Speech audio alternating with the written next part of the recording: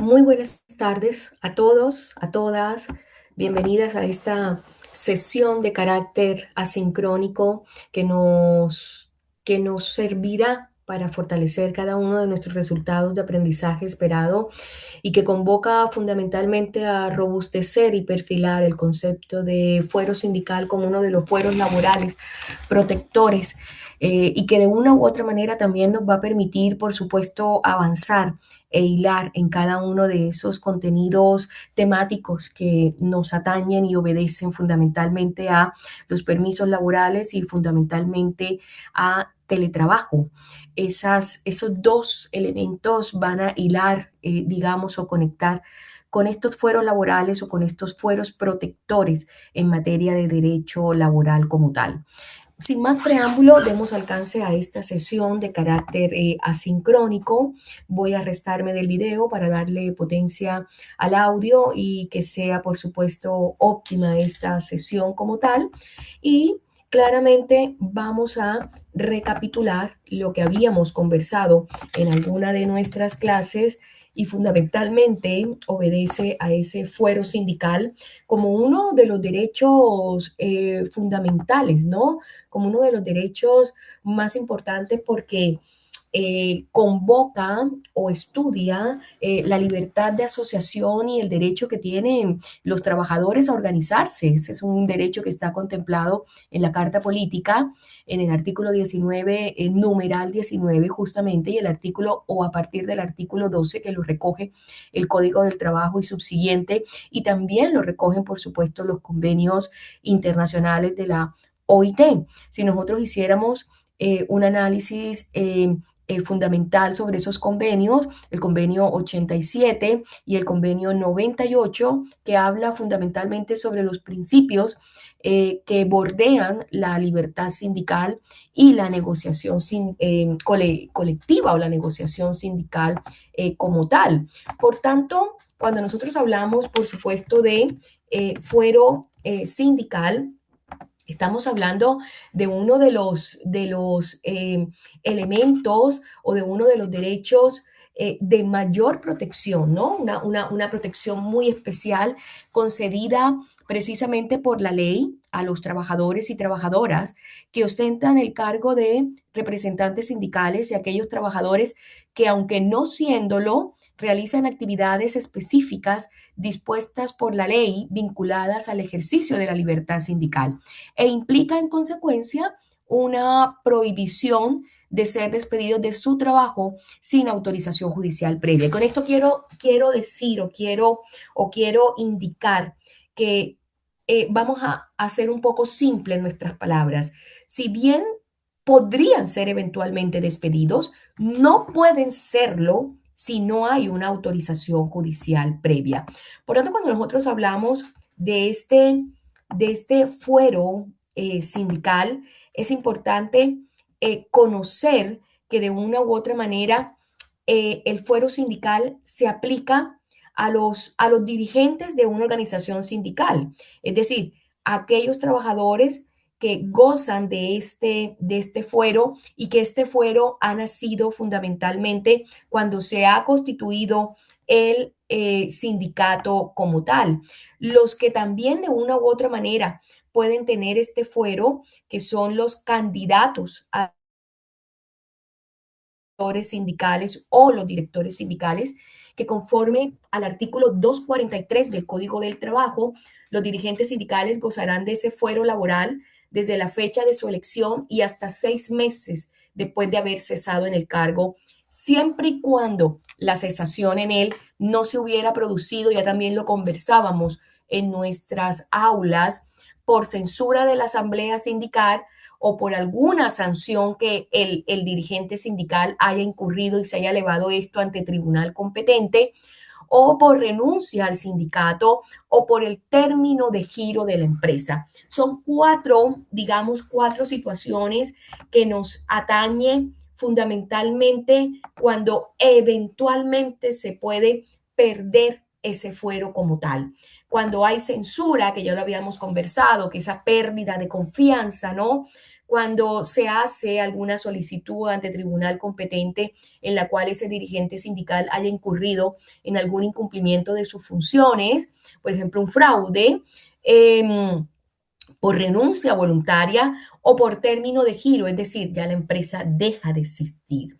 Entonces, claramente, digamos que son cuatro razones muy importantes por supuesto, se habla de esta protección laboral a los dirigentes sindicales. La otra son los delegados sindicales que están constituidos en sindicatos interempresas o transitorios. También, por supuesto, gozan de este fuero sindical en las mismas condiciones que se encuentra establecido el artículo 243 del Código del Trabajo, y en la cual nos habla de que estos delegados sindicales tienen también una voz, una representación, es una figura importante dentro de las organizaciones sindicales, pues su función principal es escuchar a los socios, a los afiliados trabajadores y transmitir esa información a los dirigentes sindicales. Se convierten en una postura intermedia. Además, los delegados sindicales reciben los lineamientos de la organización sindical para poder comunicar a las bases, ¿no? A las bases sindicales, a la masa trabajadora como tal. Esta comunicación y esta transmisión de la información hacia los trabajadores que forman parte del sindicato es fundamental precisamente para asegurar una suerte de comunicación interna efectiva. Y es fundamental entender también que esta figura no aparece al azar. En Chile esta información se encuentra regulada en el artículo 229, la figura de los delegados sindicales, en la cual, por supuesto, los trabajadores de una empresa afiliados a un sindicato interempresa, es decir, entre la presencia de varias empresas o trabajadores eventuales o transitorios, pueden elegir uno o más delegados sindicales, ¿no? Entonces, en esa razón, podríamos hablar de que las reglas para la elección de esos delegados sindicales son las siguientes. De 8 a 50 trabajadores se elige un delegado sindical, de 51 a 75 trabajadores se eligen dos delegados sindicales y de 76 o más trabajadores se eligen más de tres delegados sindicales. Entonces, por eso es tan importante la comunicación que se pueda gestar entre los delegados sindicales y entre los directores o dirigentes sindicales, pues es un canal de comunicación precisamente para lograr esa comunicación efectiva que mantiene, digamos, la gestión del sindicato como tal. Pero salgamos un poco de las especificaciones que contiene el sindicato y vamos un poco de más y vamos obviamente llegando a esas especificaciones, de más a menos. El fuero sindical, ya lo habíamos conversado, es una protección legal especial que se otorgan a aquellos trabajadores que participan de las actividades sindicales. ¿Quiénes? Los que están contemplados en el artículo 243. Específicamente, dirigentes sindicales, candidatos a dirigentes sindicales y delegados sindicales. Con eso creo que estaríamos bastante bien atinados en esas personas que tienen este fuero laboral. ¿Qué significa en la práctica el fuero laboral sindical o el fuero sindical como tal? Que un trabajador no puede ser despedido libremente por su empleador, que para despedirlo tiene que pedir o solicitar autorización previa a un juez laboral y que tampoco puede ser trasladado o modificado en sus condiciones laborales de forma arbitraria. Hasta aquí habíamos dicho que estas acciones obviamente ameritan una suerte de, si se cometiesen, ameritase, por supuesto, o amerita una demanda judicial, pues se ha vulnerado esta protección al fuero laboral o sindical como tal. Fundamentalmente, lo que protege el fuero sindical es la libertad sindical, es decir, la libertad sindical es el derecho como tal. Por tanto, esta regulación base o madre que nace a partir del artículo 212, en la cual se reconoce la constitución, por supuesto, de los trabajadores sindicalizados y que de una u otra manera tienen una suerte de fuero constitucional, fuero laboral, fuero especial, que hace que de una u otra manera estén protegidos laboralmente. Aquí lo veíamos, que empezamos, perdón, a desglosar esos artículos de tan vital importancia como es el artículo fundamentalmente, el artículo 243, en la cual nos habla más bien de la cobertura que deben tener esos dirigentes sindicales en relación con la aplicación del fuero sindical. Entonces, hay que tener en cuenta que los dirigentes sindicales, los delegados sindicales, los candidatos a dirigentes sindicales gozan de fuero laboral desde la fecha de su elección y hasta 6 meses después de haber cesado en el cargo. Es un periodo de fundamental protección como tal.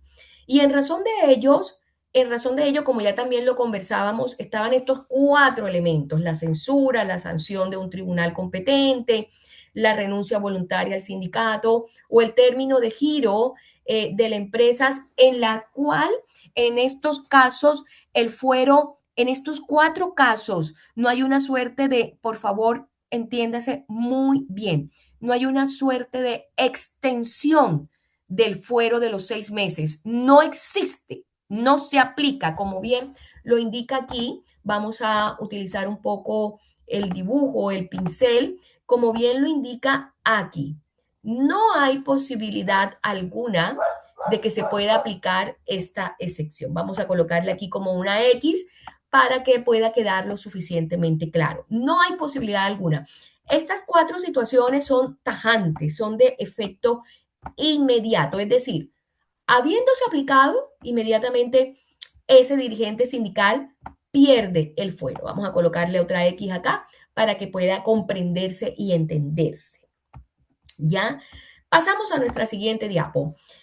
Claramente, hay otras razones también fundamentales en las cuales puede ocurrir que no haya esta extensión de la protección del fuero laboral, y es fundamentalmente la caducidad de la personería jurídica o la caducidad de la personalidad jurídica del sindicato, que de una u otra manera aduce fundamentalmente a lo que contempla el artículo 227, inciso segundo del Código del Trabajo, en la cual obviamente si el sindicato pierde esa personería jurídica, ya sea por una declaratoria de insolvencia, ya sea por una suerte de reestructuración, pero fundamentalmente por una suerte de insolvencia económica que se dé lugar precisamente a ese término de la personalidad jurídica, claramente el sindicato también va a concluir y por ende, claramente el fuero laboral también va a desaparecer como tal, y esta prórroga fundamentalmente de los 6 meses va a desaparecer como una suerte de protección especial como tal. Hay que tener en cuenta que también cuando nosotros hablamos de esta caducidad de la personalidad jurídica, va muy particularmente a que el sindicato pierde su vigencia como tal, pierde sus requisitos principales de constitución de base, que le impide fundamentalmente seguir operando como tal. Entonces, de una u otra manera también hay que tener en cuenta que la personalidad jurídica o la personería jurídica es lo que sustenta principalmente a la organización sindical, es lo que el sindicato como tal opera como tal y le permite, por supuesto, cumplir con todos los presupuestos o cumplir con todas las funciones de su gestión como tal. Entonces, cuando de una u otra manera se pierde esa personería jurídica, cuando de una u otra manera esa personería jurídica se afecta fundamentalmente cuando el sindicato no cumple fundamentalmente con los requisitos, es decir, con su cantidad mínima de afiliados como tal, si no está debidamente registrado ante la inspección del trabajo, si de una u otra manera la empresa también puede sufrir algún tipo de insolvencia que no pueda seguir y por supuesto la presencia del sindicato se desnaturaliza como tal y de una u otra manera esto opera, o sea, para que pueda darse la caducidad o la extinción de la personería jurídica, por supuesto hay que invocar estas causales ante la inspección del trabajo para que pueda darse lugar a la liquidación del sindicato como tal. Entonces, en razón de ello, si nosotros hacemos un análisis de cuáles son aquellos requisitos para que los sindicatos puedan constituirse como tal, el primero de ellos es que tenga personería jurídica, pero para que pueda tener personería jurídica debe tener la asamblea constitutiva o la asamblea de fundación del sindicato debidamente elevada ante la inspección del trabajo, que es quien le va a dar esta certificación o aval de que el sindicato en efecto puede funcionar como tal. La concurrencia, por supuesto, del mínimo de afiliados que necesita tener conforme, por supuesto, al número de trabajadores que pueda estar en cualquier empresa, la subsanación de los defectos si llegase a estar por parte de la inspección del trabajo en los estatutos que están contenidos precisamente en esa asamblea del sindicato o definitivamente las razones más evidentes o más fundamentales que pueden aducir a que la empresa como tal pierda su giro, es decir, esté en una situación, reitero, de insolvencia que haga imposible, digamos, la consecución o la existencia del sindicato. Así como las empresas requieren los sindicatos porque les da una suerte de fuerza laboral, le da una suerte, es un derecho que si es bien manejado, bien direccionado, las empresas como tal también pueden potenciarse y no verlo como un enemigo. Así también los sindicatos pueden desnaturalizarse si la empresa llega a tener algún tipo de quiebre como tal. Cuando yo hablaba de los quórum, también es un elemento fundamental para el mantenimiento de la personalidad o de la personería jurídica, es decir, es la capacidad jurídica que le presta derechos y obligaciones a ese sindicato. En el fondo, es lo que le presta la capacidad para poder operar como tal. Y hablábamos, por supuesto, de esos quórum de referencia en los cuales depende del tamaño de la empresa. En una empresa con más de 50 trabajadores se requieren mínimo 25 trabajadores que básicamente representarían el 10% de la existencia de los trabajadores en esa empresa como tal. Y si es una empresa con 50 o menos trabajadores, el mínimo para la constitución de un sindicato son 8 trabajadores como tal. Y por eso es que está esta regla especial, por eso este análisis tan importante del artículo 243, donde nos hace mucho sentido de algunas circunstancias del mantenimiento del sindicato para que de una u otra manera estos puedan funcionar adecuadamente y es si no existe un sindicato previo en la empresa y se está formando o gestando uno nuevo, hay un lapso de un año para completar ese quórum legal. Y que si no se logra dentro de este plazo, pues claramente la existencia del sindicato como tal puede peligrar y claramente puede peligrar no solamente, reitero, la existencia, la personalidad jurídica, la vida misma del sindicato, sino también los derechos laborales, los derechos de protección que de una u otra manera operan en para los dirigentes sindicales y para aquellas personas que particularmente tienen ese fuero como tal. Entonces, Para ser más precisas, y en esto quiero ser muy enfática, ¿cuánto dura el fuero sindical? Que es lo que más nos importa fundamentalmente en este momento. Tienen fuero sindical durante los dirigentes sindicales, los delegados sindicales, los trabajadores que cumplan una particular función en la mesa negociadora de constitución o conformación del todo el tiempo que dure esa función o que dure el cargo como tal. Además, el fuero se extiende hasta 6 meses después de dejar el cargo. Los trabajadores que participan en la creación de un sindicato tienen fuero ¿cuándo? Desde 10 días antes de la asamblea constitutiva y hasta 30 días después de realizarla. Es decir, el fuero tiene una permanencia transitoria de 40 días, pero hay fuero. Hay que tener mucho cuidado con esos tiempos porque es el ejercicio o protección de esos derechos laborales como tal. ¿Ya? Entonces, vamos a la otra parte o al otro componente también muy importante, conocer o saberlo como tal.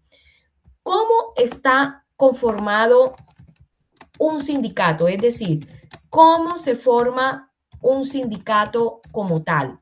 Un sindicato o cuál es el procedimiento para constituir un sindicato. Hay algunos pasos, hay algunos etapas que yo siempre explico. Bueno, vamos a juntar toda la tropa, es decir, el quórum mágico, este quórum necesario, reunir el mínimo de trabajadores. Se necesita un número mínimo de afiliados que depende, por supuesto, del tamaño de la empresa. Ya lo habíamos conversado. Empresas con más de 50 trabajadores, empresas con menos de 50 trabajadores. Y claro, también hago esta precisión que son estos sindicatos interempresa. Yo había prometido explicar qué era o qué son de una u otra manera.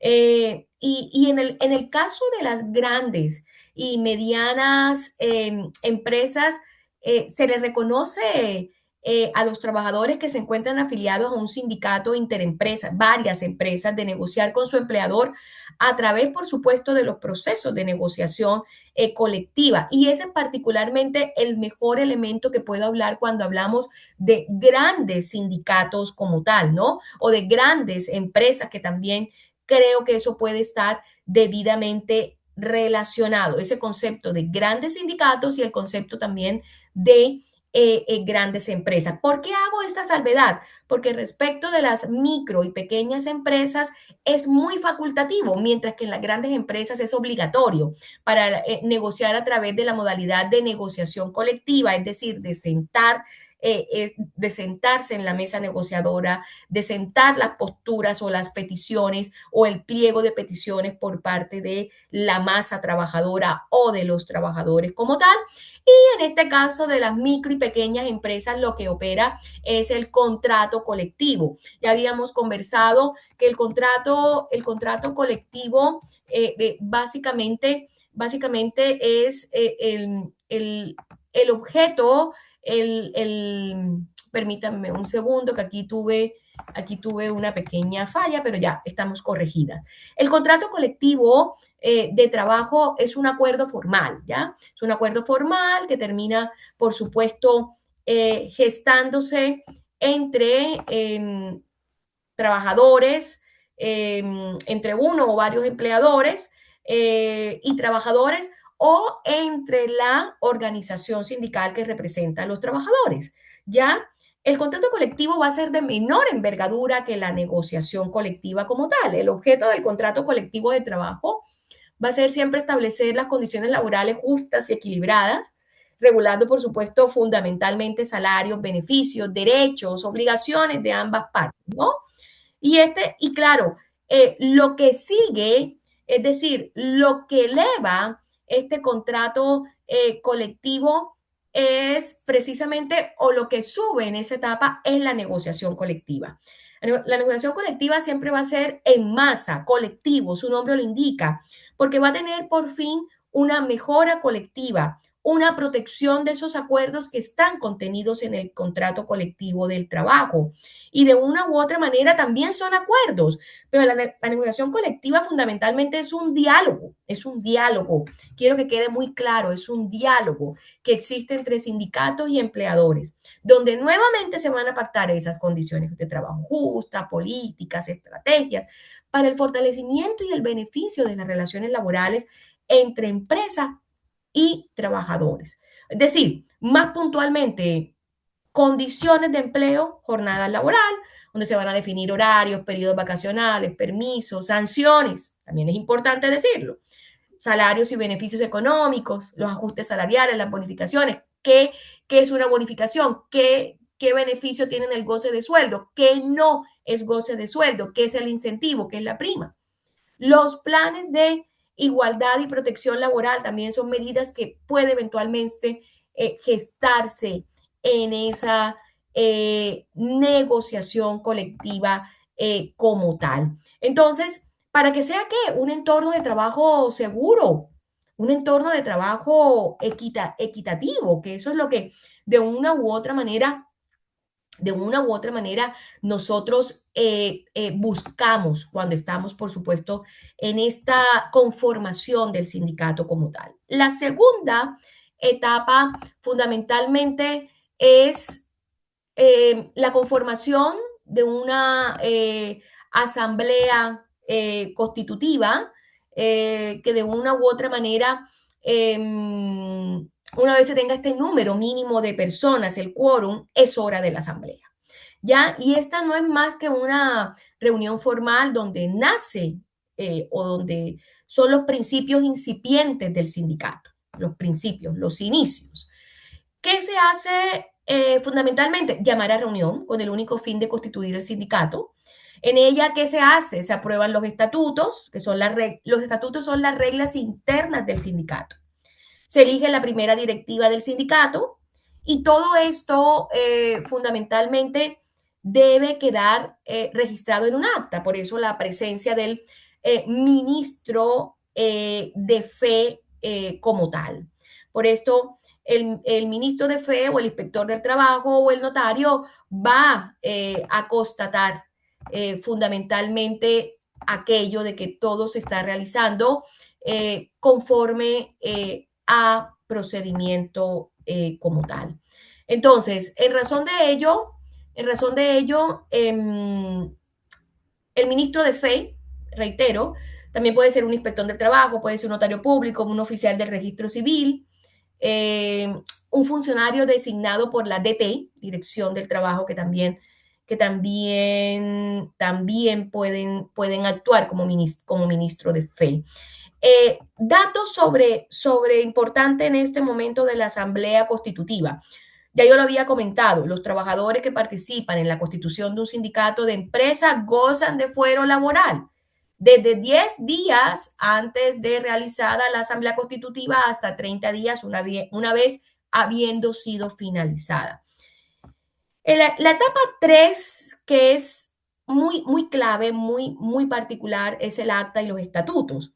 El acta de constitución no es más que el registro eh, escrito donde recaudamos todo lo que pasó en el acta, en la asamblea.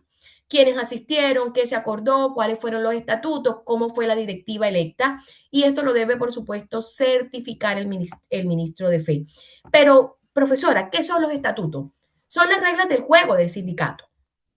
Definen el nombre, domicilio, objeto, derechos, deberes de los socios, cómo se elige la junta directiva, cómo se van a administrar los fondos y cuáles van a ser los tiempos y plazos en los cuales se va a dar lugar a la rendición de esas cuentas. Por tanto, deben ser aprobados en asamblea por los quórum que ya hemos especificado y también certificados, avalados por el ministro de fe. ¿Ya?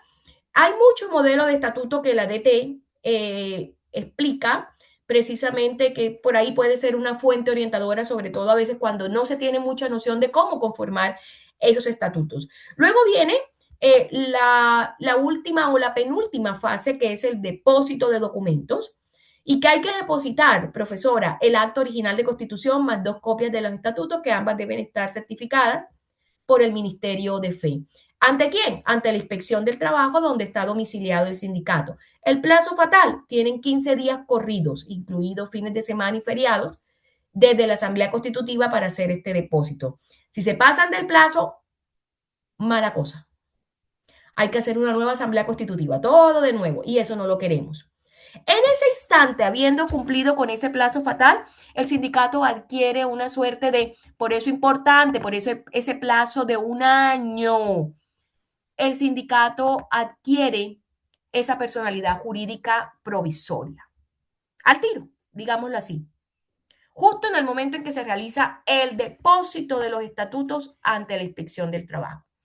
El paso 5 se puede decir que ha nacido el sindicato, que tiene personalidad jurídica, que están los fueros activos. Y reitero, la personalidad jurídica significa que el sindicato es reconocido por la ley como una entidad propia, capaz de tener derechos y obligaciones como firmar contratos, tener patrimonio y realizar todas las funciones y gestiones propias para la impulsión de todos los derechos que rodean el ámbito laboral. Fuero sindical, los trabajadores que participaron, reitero, en la constitución del sindicato y que estén en la nómina activo, gozarán de fuero laboral. Los directores electos o los directores sindicales gozan del fuero laboral, ya lo hemos recabado. Y viene lo mejor, comunicarle al empleador. La directiva electa tiene la obligación de comunicar por escrito al empleador o a quien cumpla las funciones de tal, ¿no? Sobre la conformación del sindicato, enviando la nómina de la directiva sindical, informando la nómina de los trabajadores con fuero, y esto se da dentro de los 3 días hábiles siguientes a la celebración de la asamblea. Yo siempre hago una sexta etapa que aduce a mantener el sindicato vivo.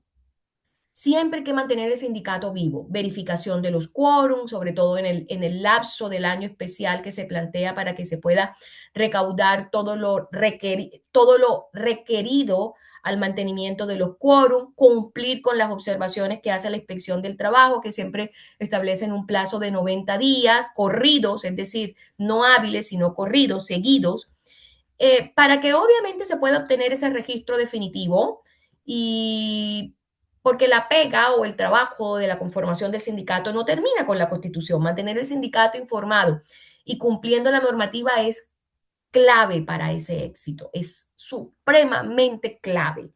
Y por tanto, esa, digamos, es nuestra principal tarea como tal. En última, habiendo hablado y conversado del fuero, eh, hablemos de la antítesis de ese desafuero. Y el desafuero es un procedimiento de carácter judicial.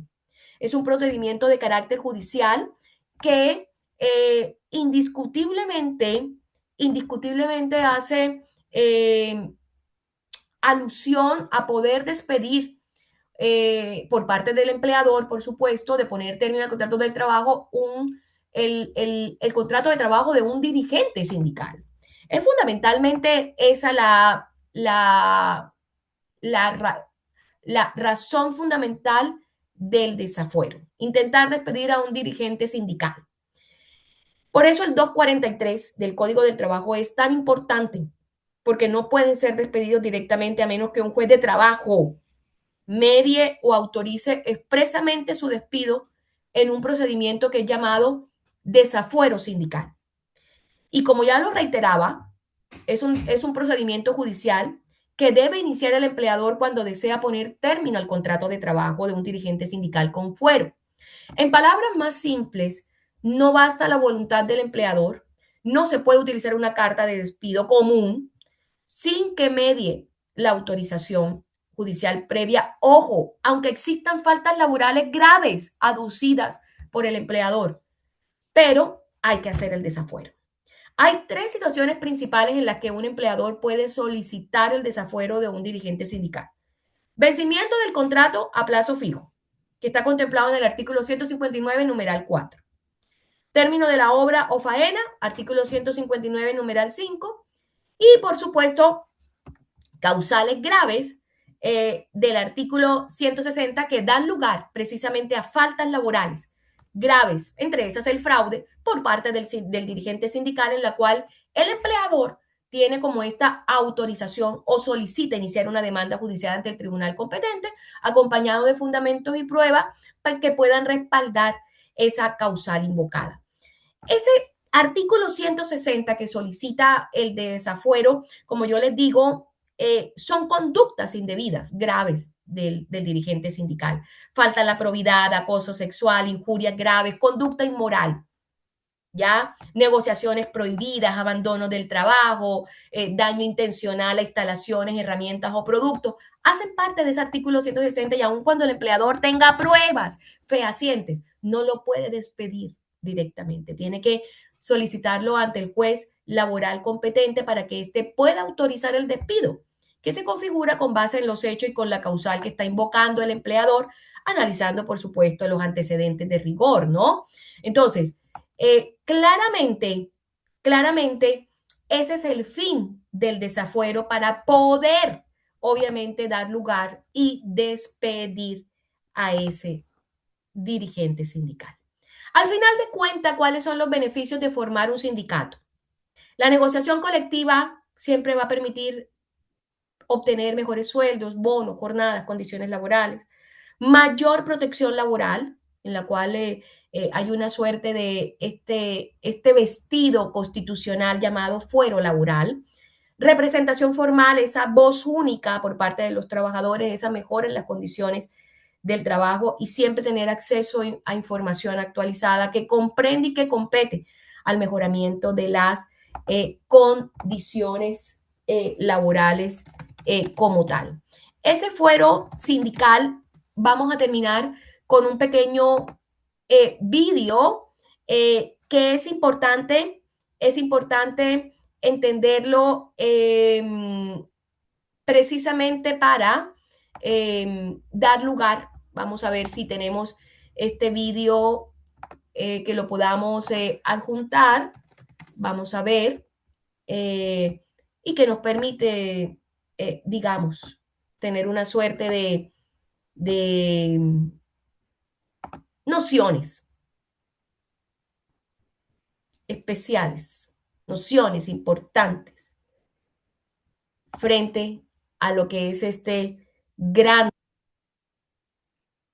fuero proteccional o fuero constitucional como tal. Vamos a ver si ya yo hoy puedo complementar un poco la explicación que he dado y que nos sea de utilidad para el final de esta sesión. Aquí la tenemos. Algo muy simple, por favor.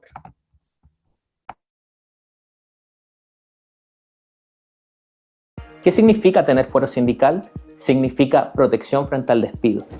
Si eres dirigente sindical, no te pueden desvincular sin la autorización de un tribunal laboral, aún por causas justificadas.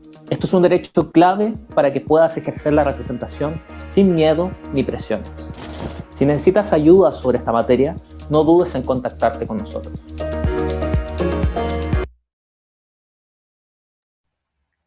Algo muy simple. Terminamos aquí nuestra sesión asincrónica. Espero que les sea de mucha utilidad esta explicación sobre fuero sindical, conformación del sindicato, fines del sindicato. Un gran saludo para todas ustedes, todos ustedes. Cuídense.